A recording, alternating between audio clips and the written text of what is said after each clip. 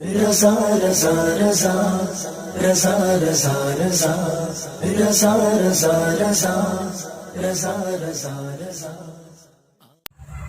الحمدللہ رب العالمین الصلاۃ والسلام علی سید المرسلین اما بعد فاعوذ باللہ من الشیطان الرجیم بسم اللہ الرحمن الرحیم صلی اللہ علی النبی وعلی وصلی اللہ علیہ وسلم صلاۃ والسلام علیک یا رسول اللہ صلی اللہ تعالی علیہ وصحبہ وسلم۔ السلام علیکم ورحمۃ اللہ وبرکاتہ۔ سامعین، میں شیخ محمد عمران سیفی آپ سب کے سامنے دوبارہ حاضر ہوں، اور موضوع رد وہابی غیر مقلدین کا ہے۔ جیسا کہ آپ کو پتہ ہے کہ میری پچھلی ویڈیو جو تھی وہ ایڈوکیٹ فیض کے رد میں تھی، جس نے مکروہ کا معنی کیا تھا ڈبل حرام سخت حرام۔ اس کا جواب دیتے ہوئے ایک شخص نے مجھے چیلنج کیا کہ میں اس کا جواب دوں گا، میں کال وغیرہ کروں گا، لیکن اس کا کوئی کال تو آیا نہیں۔ ہاں، بعد میں کافی جب کال کرنے کا اس کا جو وعدہ تھا وہ اس وعدے کے مطابق ٹائم پہ کال نہیں آیا۔ خیر، اس نے کال کیا، میں نے اس کو بالکل بھی انٹرٹین نہیں کیا۔ اس کی کیا وجہ ہے؟ اس کی وجہ یہ ہے کہ جب اس شخص نے میرے خلاف جو ویڈیو بنائی، حالانکہ میں اس کا نام نہیں لینا چاہتا، میری زبان خراب ہو جائے گی، ابھی برش کیا یار میں نے، تو زبان خراب ہو جائے گی۔ ہاں، میں اتنا کہہ سکتا ہوں کہ وہ ایک ٹٹی خور ہے۔ اب غالباً اس سے تو سمجھ ہی جائیں گے لوگ کہ وہ ٹٹی خور سے مراد کون بنتا ہے۔ تو اس نے اس پوری ویڈیو میں صرف مجھے گالیاں بکائے اور کھیں کھیں کھیں خوں خوں خوں ہیروڑوں کی طرح ہنسا ہے۔ اس سے زیادہ کچھ دلیل اس نے نہیں دی اپنی طرف سے۔ پھر اس نے یہ کہا کہ میں نے پچھلی آڈیو میں ایڈوکیٹ فیض کی جو میں نے ویڈیو شیئر کی تھی نا، مختصر سی، تو اس نے کہا کہ بریلوی نے مختصر سی ویڈیو کو شیئر کر کے بہت ہی غلط کام کیا ہے، اور ادھوری ویڈیو شیئر کر کے لوگوں تک غلط پیغام پہنچایا ہے۔ اسی کا جواب میں بنانا چاہ رہا ہوں کہ اگر میں نے وہ ویڈیو ادھوری پیش کی تھی تو اس شخص نے، ٹٹی خور نے، اپنی ویڈیو میں بقول اس کے مطابق وہ پوری ویڈیو اس نے پیش کری ہے، جس میں ایڈوکیٹ فیض نے مکروہ کا معنی سخت حرام ڈبل حرام کے اوپر قرآن شریف سے ایک دلیل پیش کری ہے۔ ہم اس دلیل کا جائزہ بھی لیں گے آگے چل کر کے کہ یہ ایڈوکیٹ فیض کا خود کا ذاتی معنی ہے یا اس نے ان مفسرین کے حوالے سے لیا ہے جو پیچھے گزر چکے ہیں، جو ابھی دنیا سے انتقال کر گئے، یا متفق علیہ مفسر لے لو، یا چاہے کوئی بھی مفسر لے لو جنہوں نے قرآن شریف کا ترجمہ اور اس پر تفسیر لکھی ہے نا۔ ابھی اگر کوئی آیت کے مطابق اگر میں اپنا من گھڑت یعنی میں اپنا ذاتی رائے پیش کروں گا تو کیا وہ قابل قبول یا حجت ہوگی؟ وہ نہیں ہوگی۔ کیوں نہیں ہوگی؟ کیونکہ میں معتبر نہیں ہوں، اس لیول کا نہیں ہوں کہ میری ذاتی رائے مانی جائے گی۔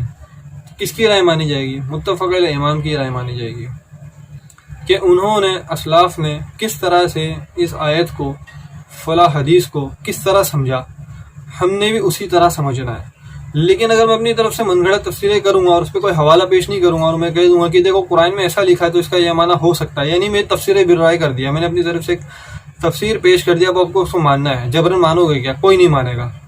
بالکل یہی ایڈوکیٹ فیض نے بھی کیا ہے۔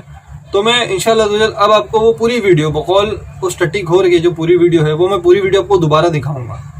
اب اس پوری ویڈیو کو دیکھو گے اور اس میں جو وہ آیت پیش کر رہا ہے میں اس کا جواب بھی دوں گا کہ اس نے کیا معنی لیا ہے اور مفسرین کیا معنی لیتے ہیں، پھر صحیح کون ہے اور غلط کون ہے، اس کا جواب بھی انشاءاللہ آگے آ جائے گا۔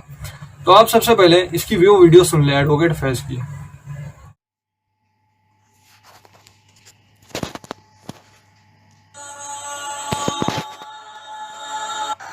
ہم کو کیا لگتا ہے مکروہ بولے تو لیس دین حرام۔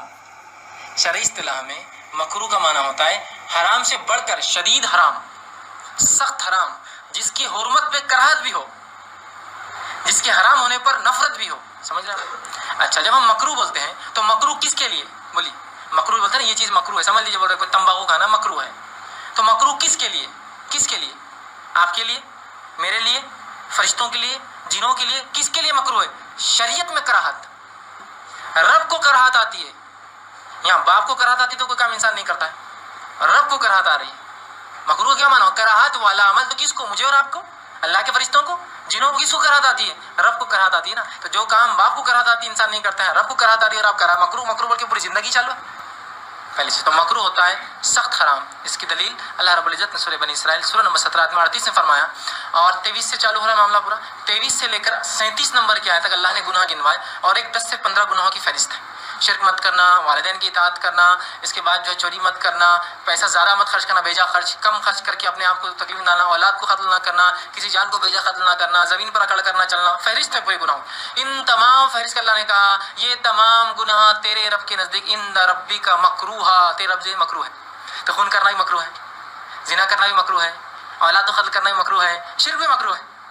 پورے اتنے گناہ گنوانے کے بعد اللہ نے کہا یہ پورے گناہ, یہ پورے سیئات جو ہے عند ربک مکروہ ہے, نبی تیرے رب کے نزدیک مکروہ ہے. تو یہاں پتہ چلا مکروہ کہتے ہیں ڈبل حرام, سنگین حرام, وہ حرام جو صرف حرام نہ اللہ کو نفرت بھی اس حرام سے. سمجھا بات کو؟ حرام تو بہت سی چیزیں ہیں نا, یہ سخت نفرت والے حرام گناہ. تو مکروہ ہوتا ہے ڈبل حرام, زائد حرام, بڑا حرام, کراہت والا حرام. سمجھ رہے بات؟ تو یہ اصطلاح ہے مکروہ کی. اب یہ الگ بات ہے فقہ کی اصطلاح میں مکروہ کسی, میں تھوڑا وہاں بھی آ جاتا ہوں, ورنہ بولنے وہ شریعت کا نہیں, ہم فقہ کا تھوڑا لے رہے تھے, مطلب قرآنی اصطلاح میں. ٹھیک, چلو فقہ کی اصطلاح میں آ جاتے ہیں. فقہ کے اندر مکروہ وہ عمل ہوتا ہے جس پر سیدھے سے قرآن و حدیث کی حرام کی مہر نہ ہو, تو اس کو علماء مکروہ کہہ دیتے ہیں. سمجھ رہے بات کو؟ وہ عمل جس پر سیدھے سے قرآن حدیث نے حرمت کی مہر نہ لگائی ہو, تو احتیاطی پہلو کے تحت جو ہے فقہا اس کو مکروہ کہتے ہیں. لیکن مکروہ حلال نہیں ہوتا. مکروہ کے تعلق سے وہ کہتے ہیں مکروہ وہ عمل ہے کہ کبھی کبھار بحالت مجبوری ہو جائے تو چلیں گا, یہ ہے مکروہ. جیسا کہ کوئی بھی ایک کام ہے کہ اب ایسی حالت میں آ گئے آپ کہ میں کیا کروں, کہ میرے پاس کوئی حلال پیسہ نہیں ہے, میں کچھ نہیں کما پا رہا ہوں, کوئی میری مدد نہیں کر رہا ہے, میں ایک پردیسی جگہ ہوں, اور ایک آدمی میری مدد کرتا ہے کہ میں تم کو تمہارے گھر تک بھیج دوں گا, تمہاری حالت سے وہ کر دوں گا, میں بھی مانگتا کو دیتا نہیں ہے میرے پاس, لیکن سود کا پیسہ ہے, اگر وہاں رہوں گا تو جان جا سکتی ہے, غیر ملک میں نقصان ہو سکتا ہے, یہاں جاؤں گا تو ظاہر سے تو پیسہ حلال نہیں, کیا کروں؟ تو یہ حالت مجبوری حرام ہے. تو لیکن اب کراہت کے ساتھ میں یہ ایک بار کر لوں گا تاکہ میری زندگی بچ جائے, میں نکل جاؤں اس ملک سے اور اس کے فتنوں سے. سمجھ رہے ہیں بات کو؟ تو یہ ہو سکتا ہے مکروہ. اب مکروہ بول کے میں شروع ہی ہو جاؤں تو ہے نا. تو اب یہاں مکروہ جو ہے وہ کبھی کبھار جو فقہ میں ہوتا ہے, وہ کام جس کو سرے سے قرآن حدیث میں حرام کی مہر نہیں آتی, اس کو اگر کبھی کر لیا ہے حالت مجبوری تو وہ مکروہ کہلاتا ہے, لیکن وہ بھی حرام ہے. حرام کا دوسرا نام مکروہ احتیاطی پہلو سے جو علماء لکھتے ہیں. سمجھ رہے ہیں بات کو؟ اب یہاں مکروہ بول کے پوری زندگی چالو ہے, مکروہ کھا رہا, مکروہ پی رہا, مکروہ بول کے پوری زندگی گزارا, پھر کیا مکروہ؟ ارے مکروہ کی اصطلاح تو یہ کبھی کبھار ہو جائے تو, میں کبھی کبھار ہی کر رہا ہوں, دن میں صرف 15 بار, دن میں صرف 10 بار پوڑیاں لے رہا ہوں, مکروہ مطلب روز پورا 24 گھنٹے کہاں کر رہا ہوں. تو نماز بھی تو 5 وقت پڑھتا ہے, اس سے زیادہ تعداد کے اعتبار سے صرف فرائض 5 وقت کر رہا, اور 10 وقت آپ بڑے ایک مکروہ کام کر رہے ہیں, فرائض 5 وقت, کیسے ہو سکتا ہے؟ تو مکروہ بھی حرام ہوتا ہے شرعن. تو مکروہ کی اصطلاح میں لوگوں نے جو ڈال دیا ہے یاد رکھیے سب حرام ہے. اچھا, کچھ جگہ مکروہ خامخواہ کر دیا لوگوں نے, یہاں حلال کو حرام کر دیا. جیسے مثال کے طور پر تمباکو مکروہ ہے, ٹھیک, دن بھر کھا رہا, نیند بھی اس کے بغیر نہیں آ رہی, چین بھی اس کے بغیر نہیں آ رہا, ٹھیک. اور جہاں شریعت نے کسی عمل کو مکروہ نہیں کہا, خامخواہ. تو سامعین, آپ نے سنا ایڈوکیٹ فیض کی اس ویڈیو کو. اس شخص نے اپنی طرف سے مکروہ کا معنی ایک تو سخت حرام, ڈبل حرام, مور دین حرام, پھر آگے تھوڑا فلسفے دیا, اور بعد میں دلیل کے طور پہ اس نے سورہ بنی اسرائیل کی آیت نمبر 23 سے لے کر 38 تک 23 سے لے کر 38 تک کے حوالے بتائے کہ 23 آیت سے شروع ہوا کہ اللہ تبارک و تعالیٰ کے نزدیک کیا کیا ناپسند ہے, کیا کیا چیزیں مکروہ ہے, اور پھر 38ویں آیت سورہ بنی اسرائیل کی 38ویں آیت کے ذکر میں کیا لکھا ہے کہ آیت میں پڑھوں, بسم اللہ الرحمن الرحیم, کل ذالک کان سیئہ عند ربک مکروہ. یہ آیت اس نے پیش کری, اور یہاں اور یہ کہا ہے کہ یہاں مکروہ سے مراد سخت حرام ہے, ڈبل حرام ہے. لیکن بڑے افسوس کی بات ہے, اور یہاں ایک چیز نوٹ کرنے والی بھی ہے, جیسا کہ میں نے پہلے آپ کو بتا دیا کہ اس شخص نے اپنی طرف سے من گھڑت ترجمہ کیا ہے. اب آئے ان تفسیروں کی طرف بڑھتے ہیں, چونکہ میں اپنی طرف سے کچھ کہنا نہیں چاہتا, میں بھی تمام چیز ہے وہ حوالوں کے طور پہ کہنا چاہتا ہوں, یعنی کہ میں نے کوئی اپنی ذاتی طور پہ کچھ نہیں کہنا. اس آیت کے اوپر میں مفسرین نے کیا لکھا ہے, انہوں نے کیا ترجمہ کرا ہے, ہم وہاں سے دیکھیں گے. حالانکہ ہم دلیلیں تو بے شمار دے سکتے ہیں, اتنی دے سکتے ہیں کہ یہ وہابی اس کے وزن سے ہی مر جائیں گے, لیکن میں ایسا نہیں کروں گا. میں چند حوالے پیش کروں گا جو ان کے خود کے گھر کی لکھی ہوئی ہے, یعنی کہ ان کے نزدیک جو معتبر ہے. آپ حوالہ نوٹ کرتے جائیں. تو سب سے پہلا میں جو پیش کر رہا ہوں وہ احسان البیان, ترجمہ کیا ہے محمد جناگڑھی نے. وہابی ہے, نہیں جمتی تو اس کو بھی گالیاں دو, مجھے اس سے فرق نہیں پڑتا, لیکن اس محمد جناگڑھی نے مکروہ کا معنی ناپسند لکھا ہے. اس کے بعد میں تفسیر سلافیہ محمد ابو یوسف نے لکھا ہے, یہ بھی وہابیوں کی تفسیر ہے, اس میں بھی مکروہ کا معنی ناپسند لکھا ہے. تیسری تفسیر ہے تفسیر سنئی، ثناء اللہ امرتسری نے لکھی ہے، اس میں بھی مکروہ کا معنی ناپسند لکھا ہے۔ چوتھی تفسیر تفسیر ابن کثیر جو وہابیوں کے نزدیک سب سے معتبر ہے، امام ابن کثیر نے لکھی ہے، اس میں بھی مکروہ کا معنی ناپسند لکھا ہے، حتیٰ کہ تفسیروں میں بھی مکروہ کا معنی وہ ناپسند ہی لکھتے ہیں۔ پانچویں تفسیر جو میں بتا رہا ہوں تفسیر بغوی ہے، اس میں بھی مکروہ کا معنی ناپسند لکھا ہے۔ ابھی اس سے آگے بھی میں اور دلیلیں پیش کرنا چاہ رہا تھا، لیکن میں نے سوچا کہ اتنے زیادہ حوالے دے کر کیا فائدہ، یہ بتائیے جو وقت پہ اپنے باپ کو نہ باپ مانے وہ وہابی ان حوالوں کو کیوں مانے گا؟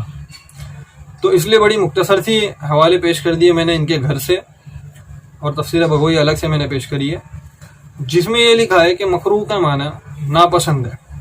اب اگر ایڈوکیٹ فیض کی بات صحیح ہوتی کہ مکروہ کا معنی سخت حرام ہوتا، ڈبل حرام ہوتا، تو ان تمام مفسرین جنہوں نے قرآن شریف کی آیت کا ترجمہ بھی کیا اور اپنی تفسیر بھی لکھی، تو اس میں سخت حرام کیوں نہیں لکھا، اس میں ڈبل حرام کیوں نہیں لکھا، اس میں مور دین حرام کیوں نہیں لکھا، مکروہ کا معنی ناپسند ہی کیوں لکھا؟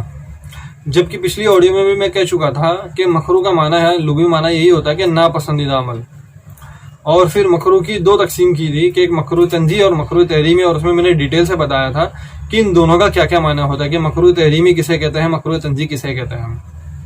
تو ان مفسرین نے سخت حرام کیوں نہیں لکھا، مکروہ کا معنی ناپسند کیوں لکھا، میرا یہ کہنا ہے۔ اب سمجھ رہے ہو؟ اب دیکھیے اس چنے کو اتنی بھی عقل نہیں ہے، اتنی بھی عقل سلیم نہیں ہے کہ حرام کے لیے نا دلیل قطعی دینی ہوتی ہے، دلیل دنی کی ضرورت نہیں پڑتی۔ جیسے کہ اللہ تبارک و تعالیٰ قرآن شریف میں بڑے واضح طور پہ فرماتا ہے کہ کیا چیزیں حرام ہیں، اس کا حوالہ بھی میں پیش کر رہا ہوں۔ سورہ بقرہ ہے، آیت نمبر 173 ہے، کون سی ہے؟ آیت نمبر 173 ہے، اس میں لکھا ہے بسم اللہ الرحمن الرحیم انما حرم علیکم المیتۃ والدم ولحم الخنزیر وما اہل به لغیر اللہ فمن اضطر غیر باغ ولا عاد فلا اثم علیہ ان اللہ غفور الرحیم۔ بڑے واضح طور پہ لکھا ہے نا کہ حرام ہے۔ اس کا ترجمہ میں کنز ایمان سے پڑھ رہا ہوں کہ اس نے یہی تم پر حرام کیے ہیں مردار اور خون اور سور کا گوشت۔